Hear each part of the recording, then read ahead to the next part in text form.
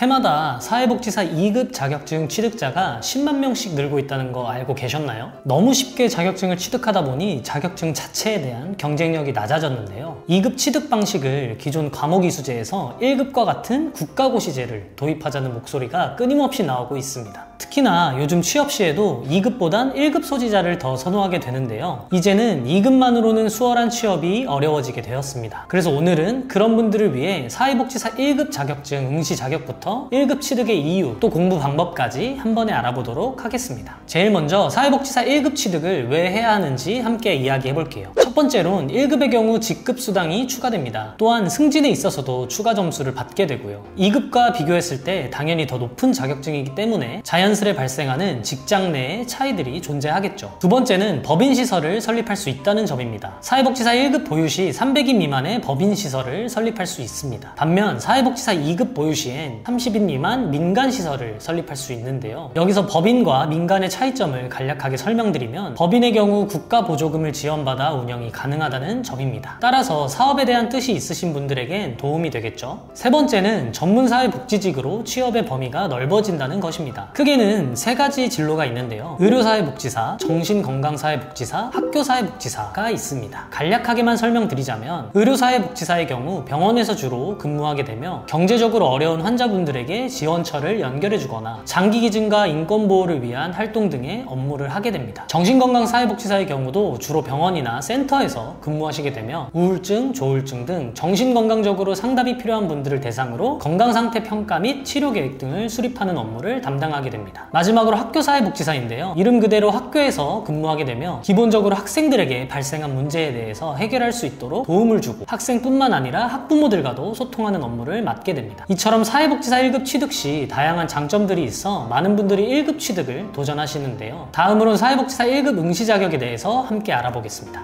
사회복지사 1급 자격증 응시 자격의 경우 크게 두 가지로 나뉘게 되는데요. 둘 다 사회복지사 2급은 필수적으로 필요합니다. 현재 사회복지사 1급 취득을 위해 2급 취득 과정 궁금하신 분들은 영상 후반부에서 다시 다룰 테니까요. 꼭 영상 끝까지 확인해주세요. 다시 돌아와 1급 응시 자격은 첫째, 사회복지사 2급 플러스 취득 후 실무 경력 1년, 둘째, 사회복지사 2급 플러스 학사학위입니다. 꼭 사회복지 학사가 아니어도 가능하니 참고해주시면 좋을 것 같습니다. 다음으로는 사회복지사 1급 시험 일정에 대해서 알아보겠습니다. 사회복지사 1급 시험의 경우 1년에 한 번만 진행이 되는데요. 보통 12월 달에 접수를 하게 되고요. 다음해 1월에 시험을 치르게 됩니다. 시험은 거주지 근처 학교에서 보게 되고요. 시험 방식은 총 3교시로 진행이 되는데요. 방식은 다음과 같습니다. 2급 자격증을 이미 취득하신 분들은 익숙한 과목명들이 많으실 텐데요. 과목당 25문항으로 문제를 출제하며 총 200문항의 문제를 푸시게 됩니다. 객관식 오지선다 방식이며 합격 기준의 경우 각 과목당 40점 이상, 전 과목 평균 60점 이상을 받아주셔야 합니다. 최대한 다득점을 해서 합격, 불합격이 정해지는 상대평가가 아닌 일정 점수 획득 시 합격하는 절대평가제이기 때문에 그에 맞는 공부법이 중요합니다. 앞서 시험 방식과 합격 기준까지 알아보았는데요. 이제는 그에 맞는 공부 방법까지도 함께 알아보도록 하겠습니다. 보통 나이가 젊으신 분들은 한 달 만에 준비하시기도 하고 나이대가 그래도 좀 있으신 분들은 4에서 6개월 정도 넉넉하게 잡고 공부하시는 것을 추천드립니다. 기본적인 공부 순서는 다음과 같습니다. 기본 이론서를 통해서 먼저 이론에 대한 정리를 하고 이해가 잘 안 되거나 외우기 어렵다면 해당 부분의 강의를 들으시는 것을 추천드립니다. 기본 이론서에 포함된 문제는 3번 정도 풀어보시고요. 기본 이론에 추가되는 보충 자료를 꼭 짚고 넘어가시는 게 중요합니다. 해당 자료에서 내용이 출제가 되기도 하거든요. 기출문제는 문제를 풀면서 자주 틀리는 문제의 개념을 따로 적어둔 뒤 기출분석 문제집을 활용해 확인하는 방식으로 진행하시면 됩니다. 그 후에도 틀리는 문제들을 집중적으로 보기 위해 기출 회독을 진행하게 되는데요. 추가적으로 더 이해가 필요한 부분을 본인만의 요약 노트에 적어둡니다. 다음으론 모의고사를 푸는 건데요. 지쳐가는 공부에 활력제로 활용하시면 좋습니다. 점수가 높게 나오면 나오는 대로 기분이 좋고 점수가 낮게 나오면 또 부족한 부분을 알게 돼서 좋잖아요. 따라서 동기부여를 다시 한다는 느낌으로 진행해 주시는 게 좋습니다. 마지막으론 합격 예상 문제집 풀이와 나만의 요약 노트를 점검해 나가는 방식으로 공부하는 것을 추천드립니다. 하나 팁을 드리자면 공부 기간이 많이 부족하실 경우엔 3교시에 진행되는 정책론, 행정론, 법제론의 경우 난이도가 높기 때문에 스케줄을 짜실 때 확실하게 맞출 수 있는 부분부터 공부를 하고 전체적인 점수를 올리는 방식으로 진행하시는 것을 추천드립니다. 이렇게 사회복지사 1급에 대한 전반적인 내용을 함께 다뤄보았는데요. 앞에서도 언급드린 것처럼 사회복지사 1급 취득을 위해선 필수적으로 2급 자격증 취득이 선행되어야 합니다. 사회복지사 2급 자격증의 경우 별도의 국가시험 없이 17과목의 사회복지 과목을 이수해 주시고 전문학사 이상의 학력만 보유하고 계시다면 자격증을 발급받으실 수 있는데요. 현재 직장을 다니는데 사회복지 쪽으로 새로운 뜻을 품고 계시거나 조금 늦은 나이지만 새롭게 사회복지 쪽으로 안정적인 취업을 희망하시는 분들은 학점은행제라는 제도를 활용해서 빠르게 사회복지사 2급 자격증 발급받으실 수 있습니다. 온라인 강의 수강, 시험, 과제, 토론 등 과정 중에 발생하는 어려움들 제가 함께 도와드릴 수 있으니까요. 사회복지사 2급부터 1급 과정까지 도움이 필요하신 분들은 아래 고정 댓글을 통해 문의 주시면 상황에 맞는 상담 도와드리도록 하겠습니다. 지금까지 학점 2키의 희찬 멘토였습니다. 감사합니다.